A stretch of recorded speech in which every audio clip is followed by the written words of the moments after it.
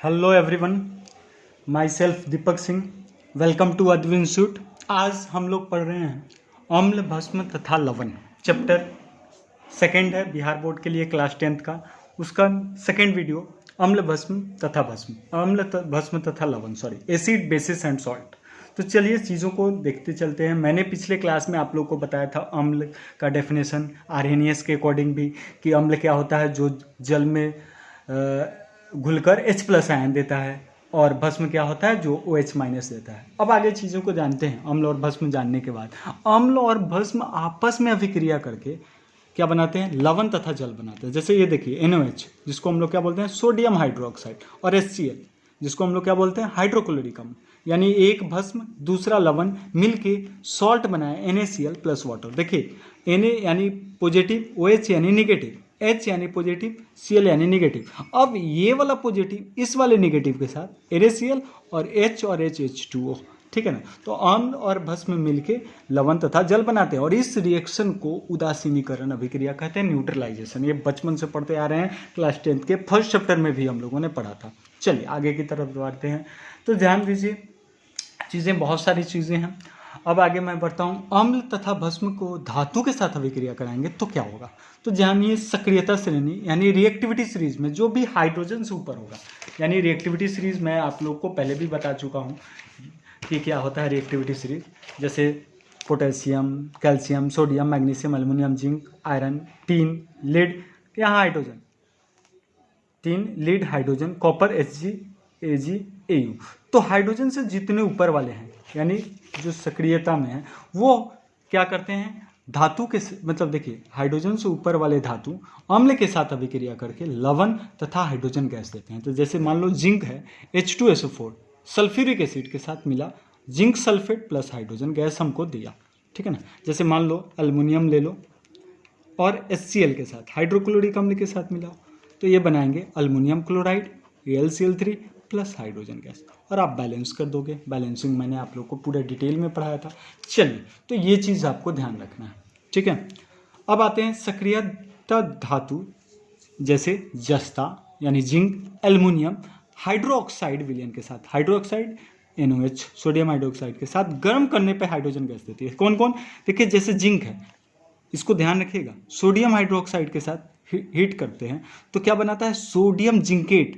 देखिए Na, देखिए acid के साथ हाइड्रोजन से ऊपर वाले सारे रिएक्ट करके अम्ल दिया, लेकिन जिंक सोडियम हाइड्रोक्साइड के साथ मिला तो ये पूछ देता है को sodium zincate plus hydrogen gas. इसी तरह से एल्युमिनियम के साथ सोडियम हाइड्रोक्साइड को बनाएंगे तो sodium aluminate plus hydrogen gas. तो चीज़ों को आप याद रखिएगा, बहुत छोटा छोटा चीज़ है बट इम्पॉर्टेंट है। अब आगे बढ़ते हैं। ये काफ़ी इंपॉर्टेंट रिएक्शन है, धातु के कार्बोनेट एवं बाइकार्बोनेट से अभिक्रिया। तो कैसे करते हैं, धातु का कार्बोनेट आप जानते हो CO3, बाइकार्बोनेट यानी SCO3 जनरली, ठीक है ना, अभिक्रिया करके लवण तथा जल एवं कार्बन डाइऑक्साइड बनाता है। जैसे जिंक कार्बोनेट ZnCO3 सल्फ्यूरिक अम्ल H2SO4 के साथ रिएक्ट करेगा तो जिंक सल्फेट प्लस H2 और साथ में कार्बन डाइऑक्साइड। एक क्वेश्चन पूछ देता है कि धातु के कार्बोनेट या बाइकार्बोनेट को हम लोग अभी आगे की तरफ बढ़ेंगे तो देखते हैं। ये जैसे कार्बोनेट के साथ ऐसे क्वेश्चन पूछता है, धातु के कार्बोनेट या बाइकार्बोनेट को अगर हम अम्ल के साथ अभिक्रिया कराएंगे तो कौन सा गैस मिलेगा। देखिए तो ये कार्बन डाइऑक्साइड गैस मिलेगा, ये याद रखिएगा, ऑप्शनल क्वेश्चन में जनरली पूछता है। अगर सिंपल रहता धातु को अम्ल के साथ रिएक्ट करेंगे तो कौन सा गैस मिलेगा, हाइड्रोजन गैस, ठीक है ना। लेकिन कार्बोनेट के साथ अम्ल को रिएक्शन करेंगे, धातु के कार्बोनेट को, तो कौन सा गैस मिलेगा, कार्बन डाइऑक्साइड। जैसे zinc carbonate H2SO4 zinc sulphate plus H2O plus CO2। इसी तरह से सोडियम हाइड्रोजन कार्बोनेट, ठीक है ना, सोडियम हाइड्रोजन कार्बोनेट, ये इसको बाइकार्बोनेट भी बोलते हैं। यही हाइड्रोजन कार्बोनेट ही बाइकार्बोनेट है।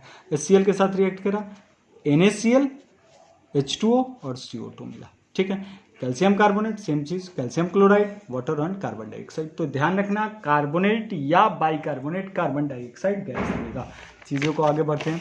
अब एक और दो चीज़ें जान जाइए, मैं बार बार बता चुका हूँ आप लोगों को कि जैसे मार्केट से हमने चूना खरीद के लाया कैल्शियम ऑक्साइड, उसको वाटर देते हैं तो क्या बनता है, कैल्शियम हाइड्रोक्साइड। इस कैल्शियम हाइड्रोक्साइड में कार्बन डाइऑक्साइड हम मिलाते हैं तो क्या बन जाता है, CaCO3, ध्यान रखिएगा, चीज़ें बहुत सिंपल है बट ध्यान है।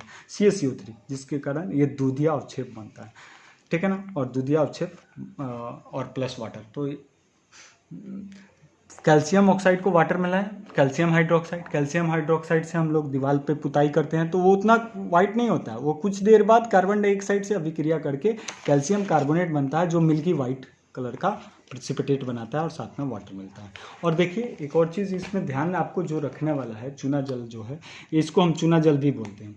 अब ये दूधिया बन गया, अगर अधिक कार्बन डाइऑक्साइड इसमें फिर से कार्बन डाइऑक्साइड देते गए और वाटर और कार्बन डाइऑक्साइड, मतलब बहुत सारे, मतलब इसमें और कार्बन डाइऑक्साइड और वाटर का मिला है। देखिए कहने का मतलब है कि अधिक कार्बन डाइऑक्साइड गैस प्रवाहित करेंगे कैल्शियम बाइकार्बोनेट, तो क्या बन जाएगा, कैल्शियम बाइकार्बोनेट बनेगा, यानी कैल्शियम कार्बोनेट में अधिक कार्बन डाइऑक्साइड देंगे तो कैल्शियम बाइकार्बोनेट बन जाएगा। चीज़ें ध्यान रखिएगा आप लोग। अब आते हैं धातु के ऑक्साइड की अम्ल से अभिक्रिया। तो जनरली धातु के ऑक्साइड जो होते हैं वो भास्मिक नेचर के होते हैं, बेसिक नेचर के होते हैं। अब देखिए भस्म है तो अम्ल के साथ अभिक्रिया करेगा तो लवण तथा जल ही बनाएगा। जैसे कॉपर ऑक्साइड, क्यूप्रिक ऑक्साइड इसको बोलते हैं, ये किस कलर का होता है, कलर भी याद रखना है, काला कलर का होता है। और ये देखिए H2SO4 के साथ, देखो क्यूप्रिक ऑक्साइड मैंने अभी आपको बताया, जनरली धातु के ऑक्साइड किस नेचर के होते हैं, भास्मिक।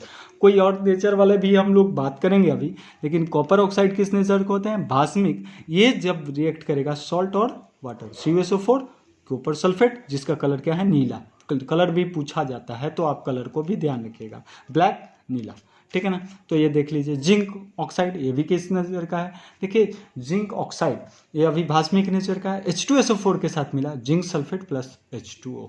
देखिए एक चीज़ और हम लोग जानेंगे, धातु के ऑक्साइड तो भास्मिक नेचर का होता है, साथ में एक एम्फोटेरिक नेचर होता है, द्विधर्मी। द्विधर्मी क्या होता है आगे मैं डिटेल में बताऊंगा। द्विधर्मी कहने का मतलब है कि वो भास्मिक भी होगा साथ में अम्लीय भी हुआ, acidic as well as basic, उसको एम्फोटेरिक बोलते हैं। तो अभी चीज़ों को ध्यान नहीं रखिए, अभी धातु के ऑक्साइड किस नेचर के होते हैं, भास्मिक नेचर के।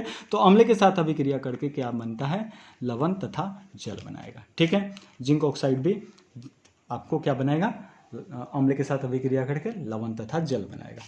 अब अधातु के ऑक्साइड की भस्म से अभिक्रिया। अधातु के ऑक्साइड जनरली क्या होते हैं, अम्लीय होते हैं, और अम्लीय होने के कारण अगर ये भस्म के साथ अभिक्रिया करे, जैसे कार्बन डाइऑक्साइड कैल्शियम हाइड्रोक्साइड से रिएक्ट किया तो क्या बनाया, कैल्शियम कार्बोनेट प्लस वाटर बनाया। तो चीज़ें बहुत सिंपल है, आपको ध्यान रखना है। तो देखिए जैसे ये अम्ल था, ये भस्म था, सॉल्ट और वाटर बनाया। तो आप ध्यान रखिएगा, धातु के ऑक्साइड को अम्ल के साथ अभिक्रिया करोगे तो क्या बनेगा, सॉल्ट एंड वाटर। क्यों धातु के ऑक्साइड, क्योंकि धातु के ऑक्साइड किस नेचर का होता है, भास्मिक नेचर का। और अधातु के ऑक्साइड किस नेचर का होता है, अम्लीय। जनरली बात कर रहे हैं, सामान्यतः, ठीक है। और आपको मैं अब एक दो चीज़ें और बताना है तो वो मैं आप लोगों को बता देता हूँ। चीज़ें बहुत सिंपल है। एक चीज़ आपको पता है, अम्ल जो होता है, अम्ल स्वाद में कैसा होता है, खट्टा होता है, मैंने पिछले क्लास में भी बताया था। तो आप लोगों को अम्ल स्वाद में खट्टा होता है तो चीज़ें, कौन सी चीज़ें आपको याद रखनी है, जैसे संतरा व नींबू का रस में कौन सा अम्ल उपस्थित होता है, तो साइट्रिकम। सेब में कौन सा अम्ल होता है, तो मैलिकम। इमली में कौन होता है, टैट्रिकम। सिरका में कौन होता है, एसिटिकम। दही में लैक्टिकम। टमाटर में ऑक्जेलिकम। जो अम्ल पीत होता है हमारे अंदर, उसमें कौन सा, हाइड्रोक्लोरिकम। गास्ट्रिक जूस भी बोलते हैं, हाइड्रोक्लोरिकम। चाय में टैनिकम। विटामिन सी में एस्कॉर्बिकम और चींटी में फॉर्मिकम। ध्यान रखिएगा, मिथेनोइक और फॉर्मिकम। तो ये सब चीज़ें आपको ध्यान रखना है। और इसके बाद हम इंडिकेटर की बात करेंगे। इंडिकेटर क्या होता है, वो सब भी चीज़ें, सूचक। तो आज के लिए इतना ही, थैंक यू।